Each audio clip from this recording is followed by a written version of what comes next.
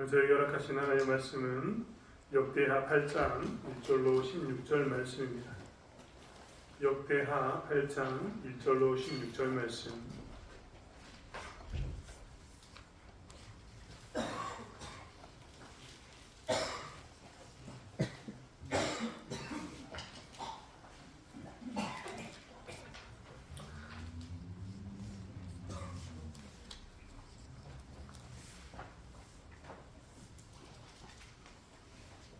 역대하 8장 1절로 16절 말씀을 찾았습니다. 제가 읽고 여러분이 읽고 한 절씩 교독하도록 하겠습니다. 솔로몬이 여호와의 전과 자기의 궁궐을 20년 동안에 건축하기를 마치고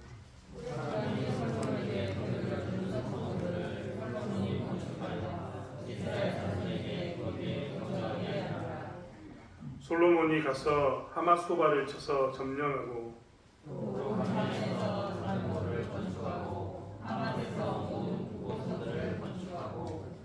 또 윗 벳호른과 아랫 벳호른을 건축하되 성벽과 문과 문빗장이 있게 하여 견고한 성읍으로 만들고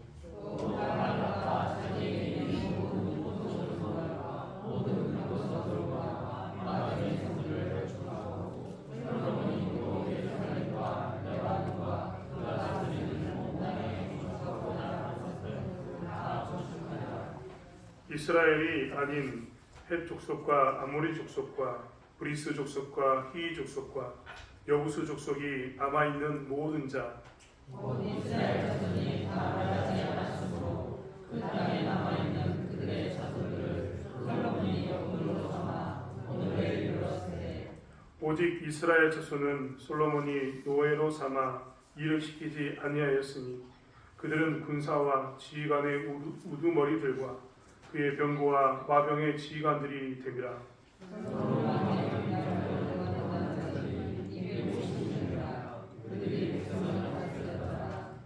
솔로몬이 바로의 딸을 데리고 다윗성에서부터 그를 위하여 건축한 왕궁에 이르러 이르되 내 아내가 이스라엘 왕 다윗의 왕궁에 살지 못하리니 이는 여호와의 궤가 이른 곳은 다 거룩함이니라 하였더라. 솔로몬이 감시하되 사는 여호와의 제단위에 여호와께 문제를 드리되 모세의 명령을 따라 매일의 일과대로 안식일과 초하루와 정한 절기 곧 1년의 세 절기 무교절과 칠칠절과 초막절을 드렸더라.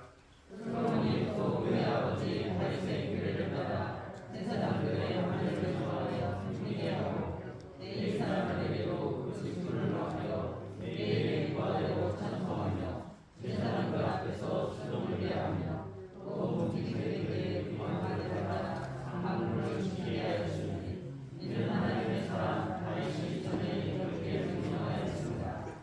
제사장들과 레위 사람들이 붓고 일에든지 무슨 일에든지 왕이 명령한 바를 전혀 어기지 아니하였더라.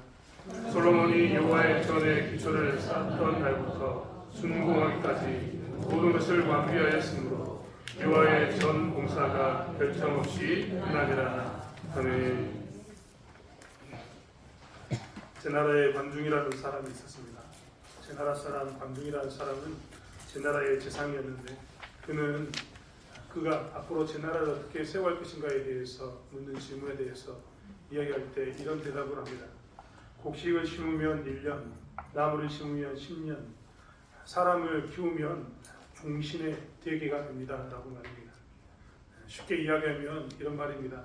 곡식을 심으면 1년을 준비할 수 있고 나무를 심으면 10년을 준비할 수 있고 사람을 키우면 종신, 우리나라 말로는 100년 지대계라고 이야기했지만 100년, 즉 한 세대, 그 지속적인 그 세대 전체를 책임질 수 있는 거대한 계획이 됩니다라고 이야기합니다.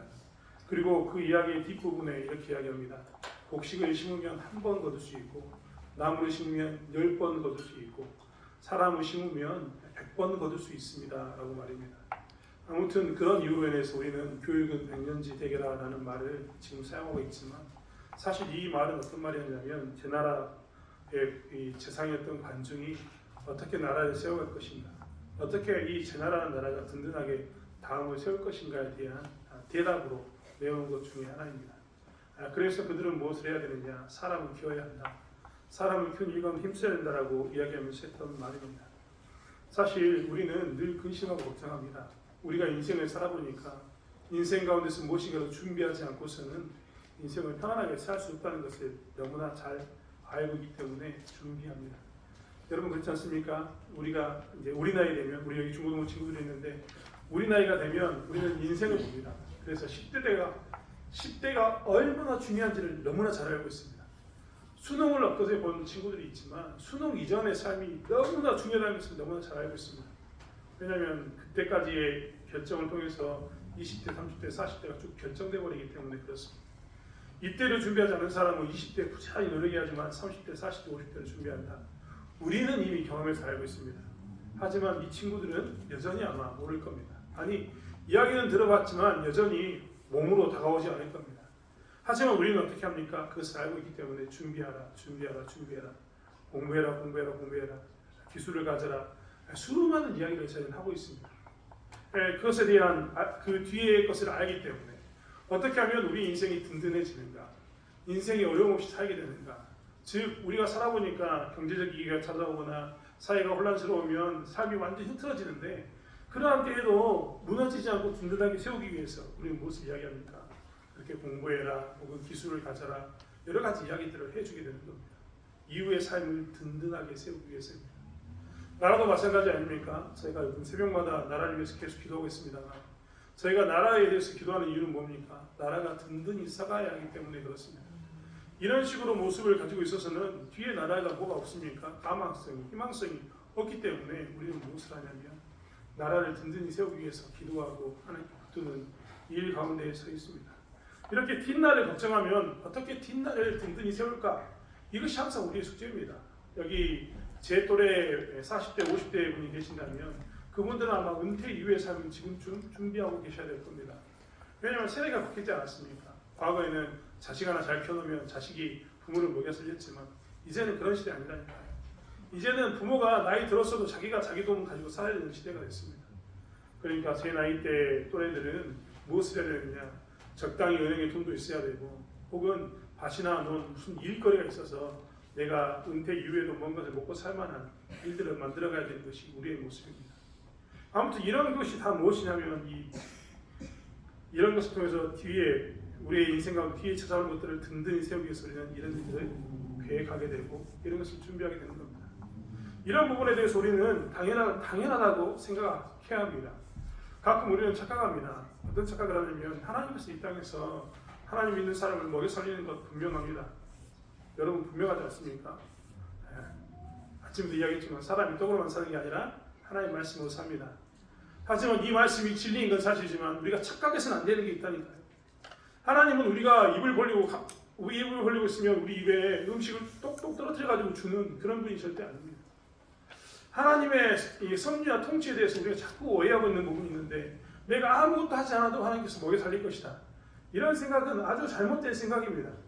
하나님께서 우리에게 이성을 주셨고 지혜를 주셨기 때문에 우리는 이성과 지혜를 가지고 우리 인생을 준비해 나가야 되고 만들어 가야 됩니다. 이게 당연한 겁니다. 이것을 신앙적으로 표현하면 뭔지 아십니까? 하나님이 어떤 계획을 가지고 있고, 예를 들면 하나님께서 창세 전부터 작정하시고 세상을 만드셨습니다. 그리고 우리 인생에 대해서는 예정하시고 우리 인생에 대해서 계획을 세워주셨습니다. 그렇기 때문에 우리는 창세 전부터 하나님의 계획 가운데 이렇게 살고 있는 삶을 살고 있는 거예요. 그러면 창세 전부터 하나님의 뜻대로 우리가 살고 있는 이 시대에 태어나서 살고 있기 때문에 우리는 아무것도 하면 안 되느냐, 그게 아니라 잘 생각해 보십시오. 하나님께서는 창세 전부터 우리를 통해서 무엇인가 일을 하기를 원하시면서 우리를 준비하셨던 겁니다. 이 시대에 우리의 뭐가 있어요? 해야 할 일이 있는 거예요.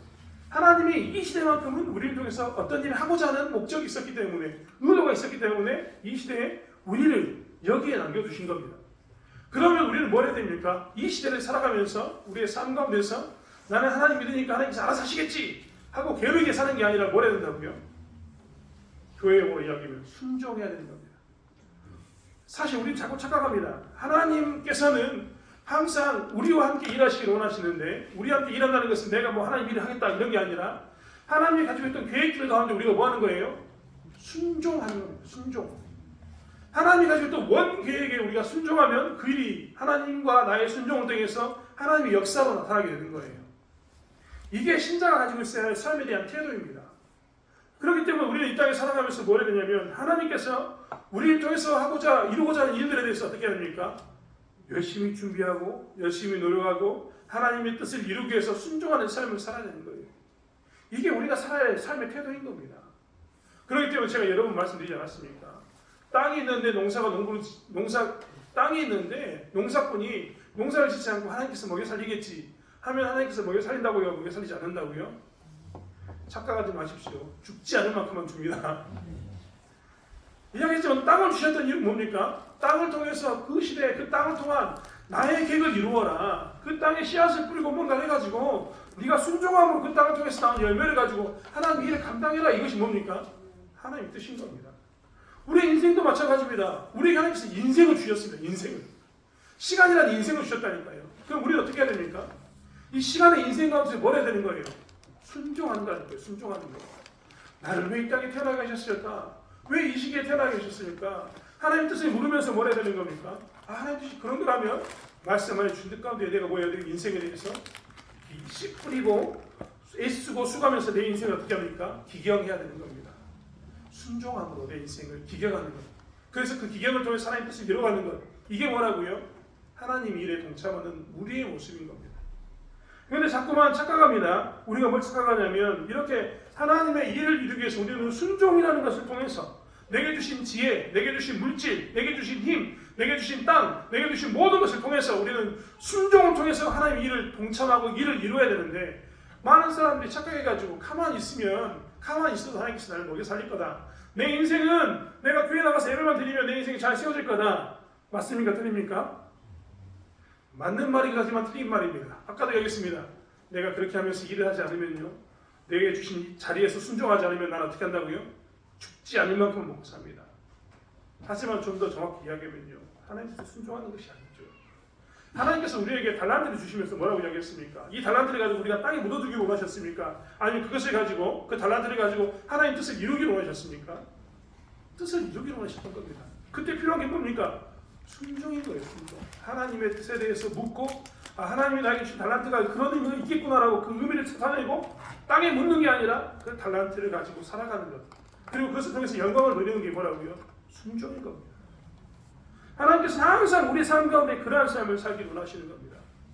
그렇기 때문에 우리의 인생을 살아가면서 정말 해야 될 게 뭐냐면 10년 뒤, 20년 뒤, 30년 뒤, 40년 뒤, 50년 뒤를 생각하면서 우리는 뭘 해야 되느냐.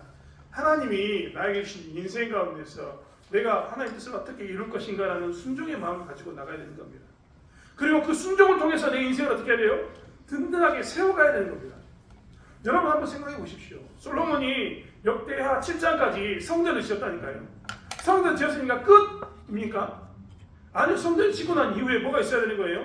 성전 짓고 난 뒤에 10년 뒤에, 20년 뒤에, 30년 뒤에, 40년 뒤에도 이 성전을 통해서 하나님의 뜻을 이루면서 이스라엘이 든든히 서가게 하는 것이 솔로몬의 목적이에요. 솔로몬이 나는 하나님께 성전 지은 것 때문에 내 일은 다 끝났기 때문에 나는 가만히 있어도 하나님께서 내 인생을 든든하게 만들어줄 거야. 우리나라를 든든하게 만들어줄 거야. 이런 생각을 가지고 있다면 뭡니까? 어리석은 생각인 거죠. 사실 오늘 솔로몬 8장 9장은 이제 그 이야기를 하고 있습니다. 솔로몬의 인생 가운데서 성전을 지었지만 성전을 짓고 난 이후에 어떻게 하면 이스라엘이 든든히 서가는가? 어떻게 하면 솔로몬이 든든히 서가는가? 솔로몬의 삶이 세워져 가는가에 대한 이야기가 나와 있다는 겁니다.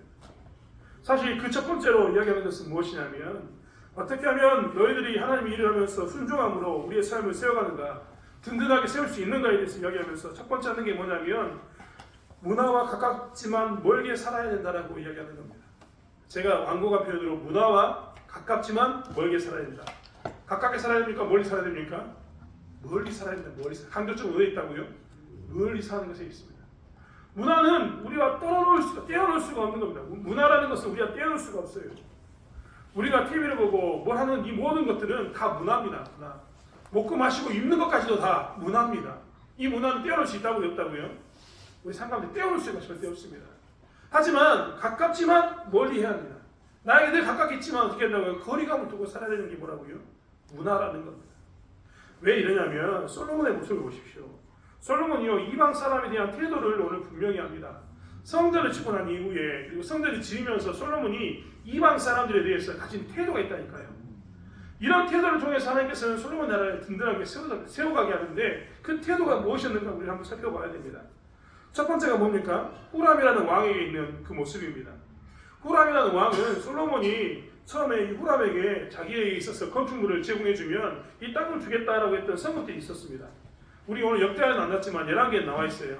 근데 중요한 것은 뭐냐면 그 후람 왕과 함께 있으면서 어떤 거리를 가졌는가입니다. 후람이 나중에 솔로몬에게 되돌려준 성읍들에서 솔로몬이 건축하여서 이스라엘 자손을 거기 거주하게 하는 그런 모습을 가졌습니다. 즉 성전을 지을 때는 건축재인 목재가 필요했고 돌이 필요했습니다. 그래서 그는 부득이하게 어쩔 수 없이 그는 어떻게 했냐면 후람과의 이 관계를 맺고 살았습니다. 성전을 지어야 되니까 그는 그의 삶을 위해 하나님을 위해서 그들과 관계를 맺고 살았던 겁니다. 우리가 똑같지 않습니까? 신앙생활하기 위해서 우리는 누구와 관계를 맺고 사냐면 세상과 관계를 맺고 삽니다. 세상 사람들을 만나서 장사도 하고요. 세상 사람 상대로 기업도 운영합니다. 직장의 동료들은요 믿는 사람만 있는 게 아니라 믿지 않는 사람도 굉장히 많습니다. 이런 관계를 어떻게 한다고요? 맺고 사는 게 당연한 겁니다. 하지만 그 후람에 대한 이 솔로몬의 태도는 어땠습니까? 우호적이었지만 타협하지 않습니다. 이것만 있습니까? 뒤에 보면 애굽의 바로 왕이 옵니다. 바로 왕. 애굽과는 어떤 관계를 맺었냐면 바로의 딸과 결혼하게 됨으로 해서 애굽과의 관계를 맺었습니다.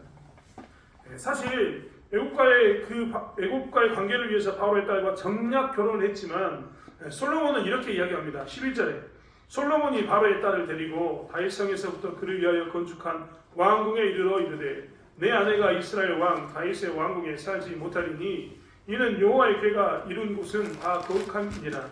이 말은 뭔 말이냐면 비록 이 애국과의 관계를 위해서 강대국 애국과 정략 결혼을 했습니다. 사실 역사적으로 애국 왕이 다른 나라에 자기 딸을 이렇게 보낸 적이 없어요. 솔로몬에게 지금 보낸 겁니다. 이건 굉장히 엄청난 사건이 분명합니다. 그만큼 정략 결혼으로 두 나라가 관계를 맺었습니다. 그런데 솔로몬은 어떤 태도를 가지고 있었냐면 이 여인은 다윗 왕의 성에 머물지 못한다라고 이야기합니다. 왜 그러냐면 그 전에 성소가 그 다윗 왕의 성소를 지나서 지금 성전으로 들어갔기 때문에 하나님의 성소가 지나간 곳을 다 걸어가기 때문에 이 이방 여인이 와서 살 수 없다라고 그가 못 박아버린 겁니다. 솔로몬은 정략 결혼을 했지만 그래도 뭐라고 했습니까? 거리를 여전히 두고 있습니다.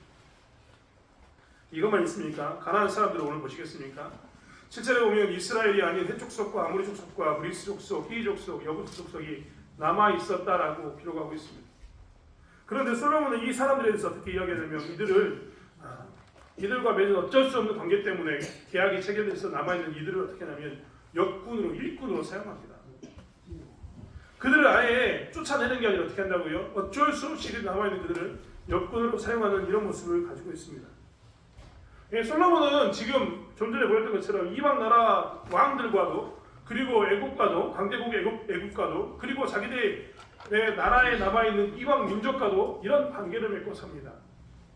소위 말하면 그들과의 관계를 가깝게 있는 그들과의 관계를 맺고 살지만 어떻게 합니까? 그들과는 항상 거리를 둡니다.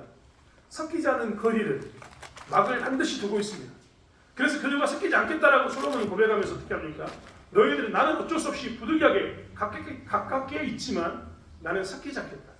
하나님의 백성은 하나님의 백성답게 살아야 된다라고 이야기합니다.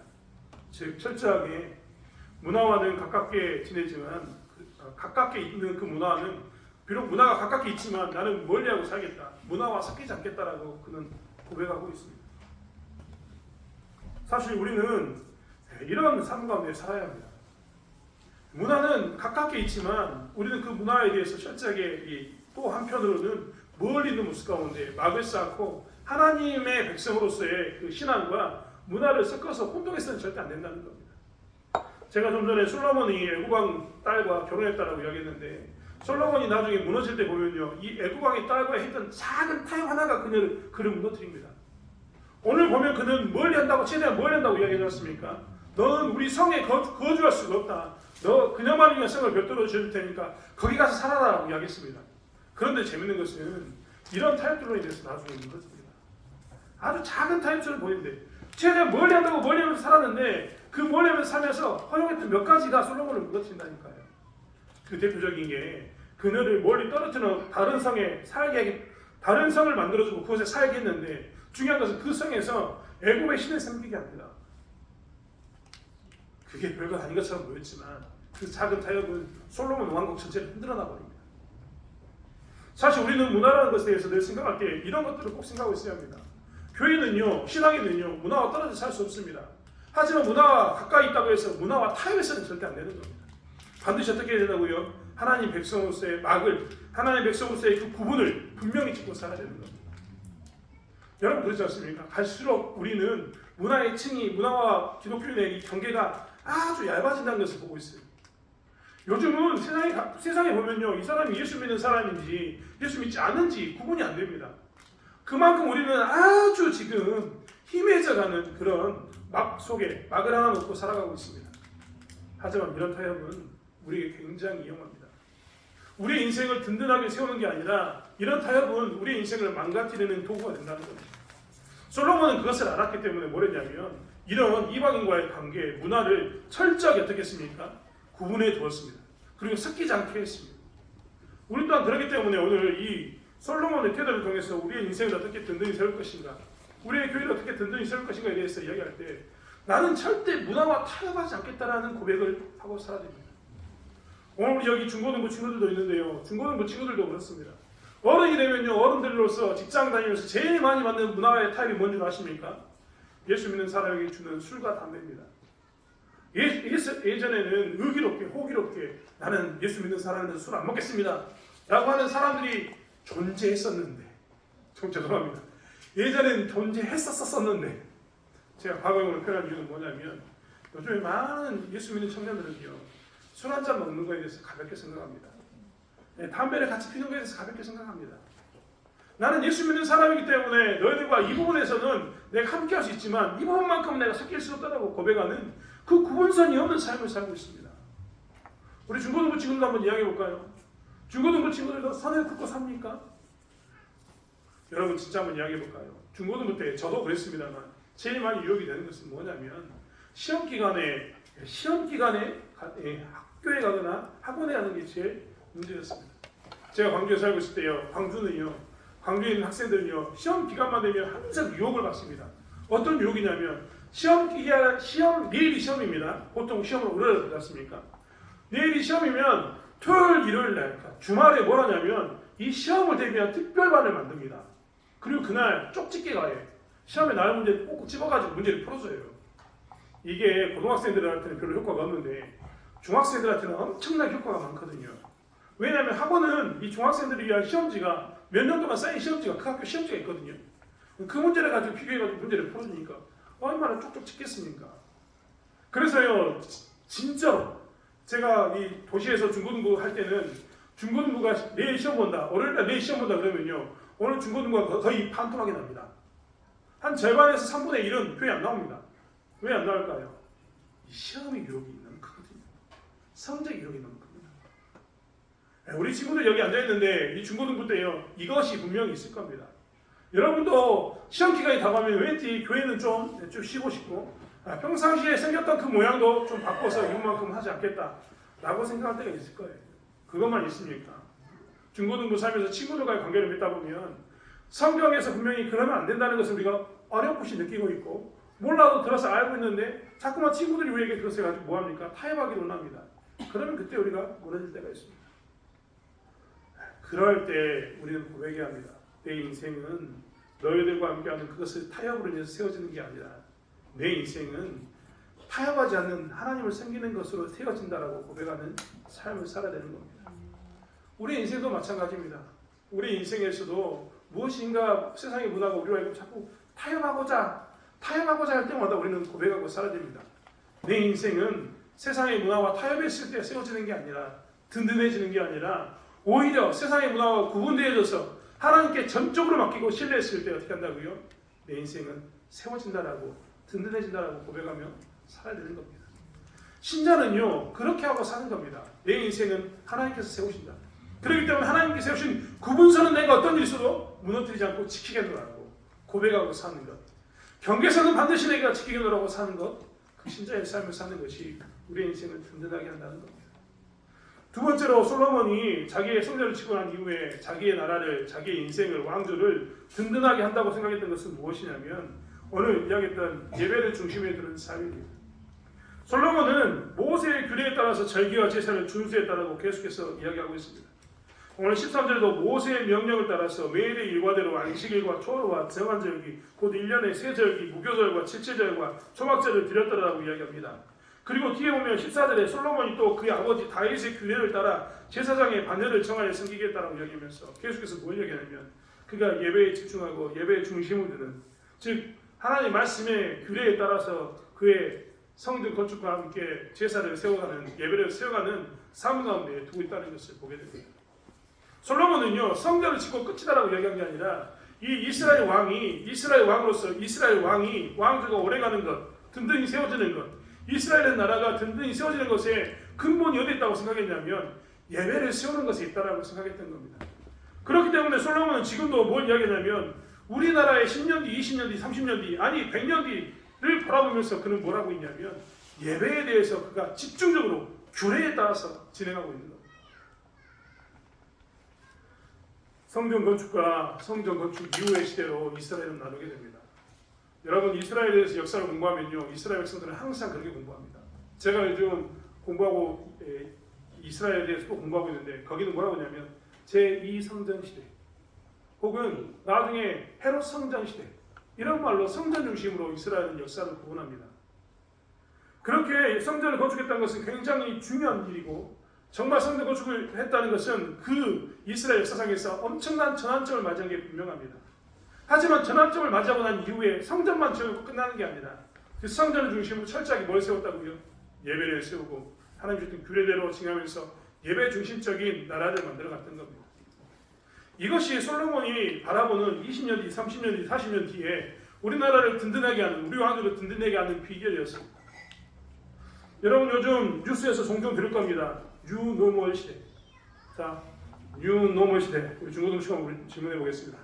대화가 뉴노멀 시대. 발음이 안 좋았어. 뉴노멀 시대가 무슨 뜻입니까? 모르군요. 네. 뉴노멀 시대. 승현아. 자, 뉴노멀 시대가 무슨, 영어로 뉴는 무슨 뜻입니까? 노멀은요? 네, 맞습니다. 이 참 우리나라 이거 번역 좀 했으면 좋겠어요. 자꾸 뉴스에서는 모든 신문이 뉴노멀 시대라고 이야기하니까 굉장히 어렵습니다. 뉴노멀 시대라는 말의 원래 의미는 뭐냐면 이런 말입니다. 새로운 시대가 돼가지고 이제 새로운 일반적인 규칙이 생겼다. 쉽죠? 그냥 시대가 바뀌면 그 시대가 바뀌면 새로운 규칙이 생기지 않습니까? 그리고 그 새로운 규칙이 일상생활을 지배하게 됩니다. 그러면 사람들은 어떻게 해요? 그게 당연한 것처럼 받아들입니다. 여기 그렇지 않습니까? 우리가 다 그렇게 받아들이고 있는 겁니다. 뉴노멀이라는 것은 새로운 시대가 찾아와서 새로운 규칙대로 생긴 새로운 상태의 시대를 의미하는 겁니다. 예를 들면 우리가 컴퓨터가 처음 들어왔을 때 어떻게 했습니까? 컴퓨터에 의해서 시대가 재편되었습니다. 그래서 예전에는 주판으로 했던 일들 지금은 아무것도 없습니다. 저 어렸을 때 주산학원 엄청 많았거든요. 저 초등학교 갈 때마다 주산학원 있었습니다. 이 주산학원 뭔지 알아요? 주모들이. 네. 주판 튀겨가지고 계산하는 거였거든요. 100만, 200만, 300만 계산하는 이런 거였거든요. 근데 지금 주산하는 사람 아무도 없습니다. 제가 어렸을 때는요, 글씨 쓰는 거 엄청 강조했거든요. 그렇지 않습니까? 글씨 이쁘게 써야 된다고 엄청나게 우리 연습 많이 했습니다. 지금 애들 보면 글씨 이쁘게 쓰는 애들이 거의 없습니다. 지금 왜 글씨 이쁘게 쓰는 사람이 없을까요? 숙제를 써가지고 내는 경우가 거의 없어요. 다 타이핑 쳐가지고 내거든요. 그러니까 글씨를 이쁘게 쓸 이유가 없는 겁니다. 예전처럼 글자 막 해주는 서예학원 이런 데 잘 안 다닙니다. 요즘. 새로운 시대가 다가오면요, 새로운 시대에 맞게 바뀌게 되는 겁니다.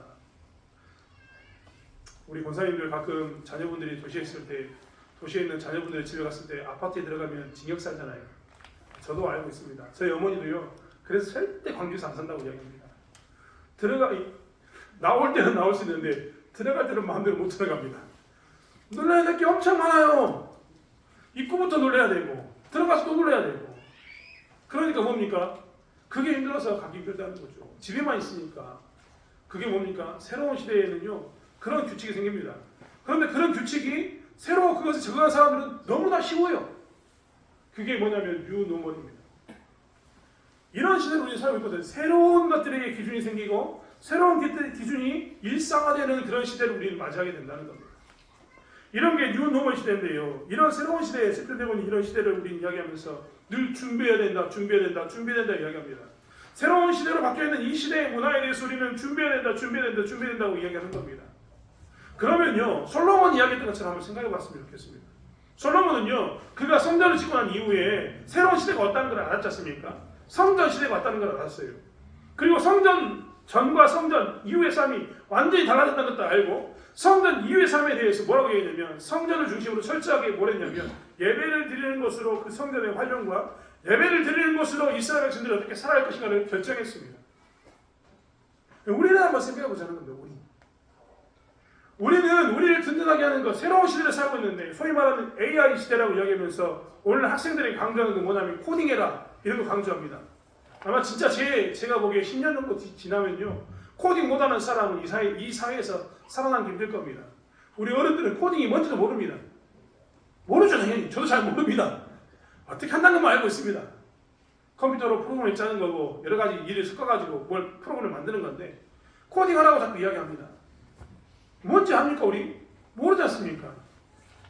그런데 중요한 것은 뭐냐면 새로운 시대는 이렇게 코딩을 해라 아니면 AI 시대니까 AI 인공지능에 대해서 어떻게 네가 처리하는 이런 것들을 배워야 된다. 수없이 이야기를 하는데요. 신앙인으로서 새로운 시대, 만약에 AI 시대가 왔더라도 우리는 뭘 준비해야 되는 겁니까?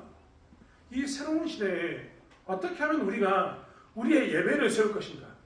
어떻게 하면 이 시대에도 우리가 무너지지 않고 예배 가운데 계속해서 드릴 것인가? 이것을 고민해야 되는 겁니다. 이것을 고민하면서 그것을 답을 내어놨을 때 우리 교회는 어떻게 한다고요? 든든히 세워져 가는 겁니다. 여러분 한번 이야기해 볼까요? 제가 어려운 말로 많이 이야기했습니다만 좀 더 쉬운 이야기를 해보면 우리가 코로나를 경험한 게 불과 2년 전, 3년 전입니다. 2년 전, 3년 전에 우리가 제일 고민했던 게 뭡니까? 여기서 예배를 드려야 말아야 되냐 이걸로 고민하지 않았습니까?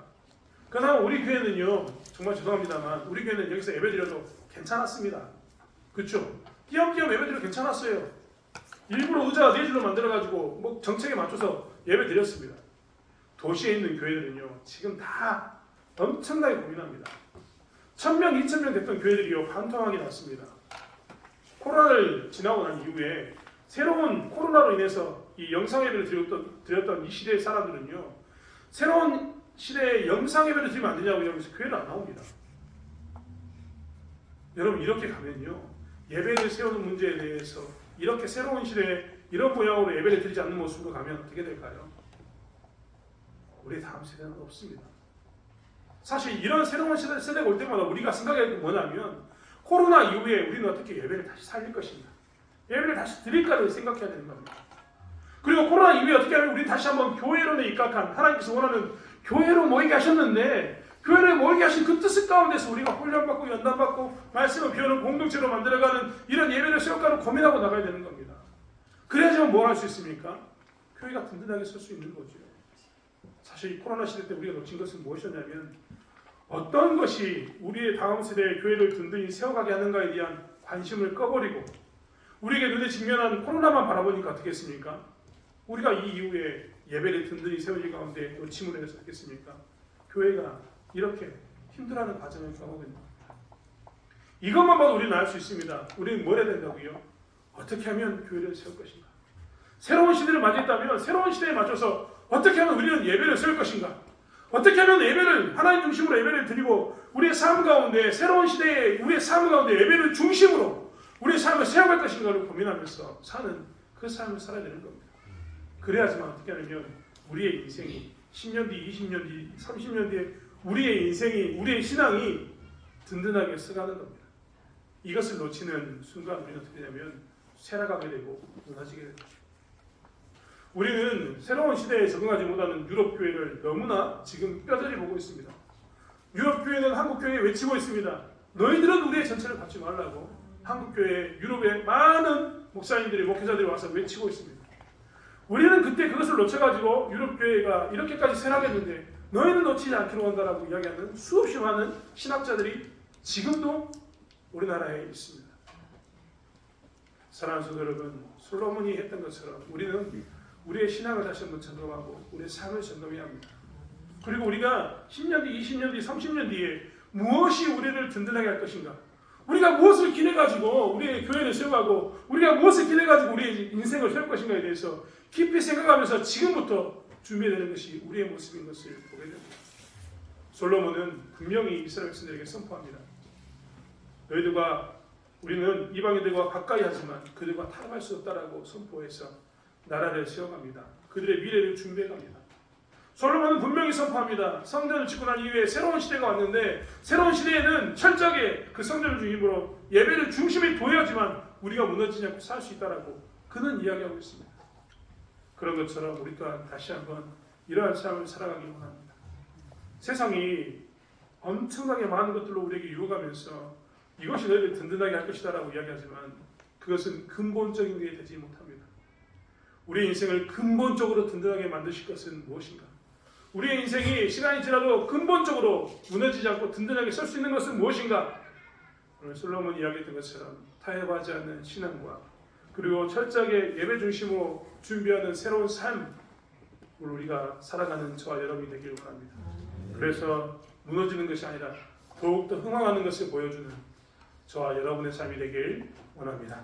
기도하겠습니다. 하나님, 우리를 든든하게 하는 것은 무엇입니까? 하나님, 성전 짓고 난 이후에 그것이 끝이라고 솔로몬은 이야기하지 않고 성전이 계속해서 하나님의 영광을 드러내고 이스라엘 백성들이 계속해서 하나님의 영광을 드러내는 것은 무엇인가를 고민하면서 철저하게 구분하여 드리는 것을 보게 됩니다. 그는 가까이 있는 문화와 타협하지 않습니다. 철저하게 문화와 가까이 있지만 멀리하는 경계성을 두고 사는 그러한 삶을 삶으로 인해서 섞이지 않은 타협하지 않은 그러한 삶을 삶으로 인해서 그는 하나님의 나라를 든든히 세워가는 것을 보게 됩니다. 그는 성전 이후의 새로운 시대에 예배를 중심으로 되지 않고서는 살 수 없음을 고백하며 예배 중심으로 철저하게 새로운 시대를 개편하고 세워가는 것을 보게 됩니다. 하나님, 우리 또한 이런 삶을 살 수 있도록 도와주시고 하나님께서 원하는 아버지 하나님 그 신자로서의 삶을 삶으로 인해서 세상에서 무너지는 것이 아니라 하나님의 영광을 드러내는 흥황하는 신자의 삶, 교회의 삶을 살 수 있도록 우리를 이끌어 주실 줄 믿습니다. 모든 것을 맡기며 감사드리며 예수님의 이름으로 드렸습니다. 아멘.